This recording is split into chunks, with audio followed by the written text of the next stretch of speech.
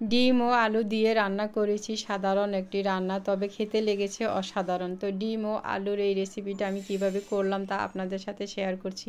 আমি 4টি ডিম নিয়ে ফেটিয়ে নিয়েছি, তারপর চুলা সিদ্ধ করে নিয়েছি এরকম একটি বাটিতে করে। তারপর এগুলি কিউব কিউব করে কেটে ঢেলে নিলাম। তারপর এখানে একটি কড়াই বসিয়ে দিয়েছি, কড়াইতে তেল দিয়ে পেঁয়াজ কুচি দিয়ে কিছুক্ষণ ভেজে নিয়ে দিয়ে দিলাম আদা এবং রসুন পেস্ট, দিয়ে দিয়েছি জিরার গুঁড়ো, হলুদ গুঁড়ো। এগুলি দিয়ে আবারও কিছুক্ষণ নেড়ে ছেড়ে একটু পানি দিয়ে কষিয়ে নিয়েছি। তারপর দিয়ে দিয়েছি একটুখানি টমেটো কুচি দিয়ে আবারও একটুখানি নেড়ে ছেড়ে নিব। তারপর দিয়ে দিলাম একটু মরিচ গুঁড়ো দিয়ে একটু পানি দিয়ে দিয়েছি, পানি দিয়ে আবারও একটুখানি কষিয়ে নিলাম মশলাগুলি।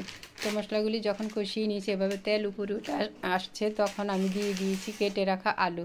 তো আলুগুলো দিয়ে আবারও ভালোভাবে নেড়ে কিছুক্ষণ কষিয়ে নিয়েছি। তারপর দিয়ে দিয়েছি কিউব করে কাটা ডিমগুলো। তো ডিমগুলি দিয়ে আবারও নেড়ে ছেড়ে কিছুক্ষণ কষিয়ে নিব।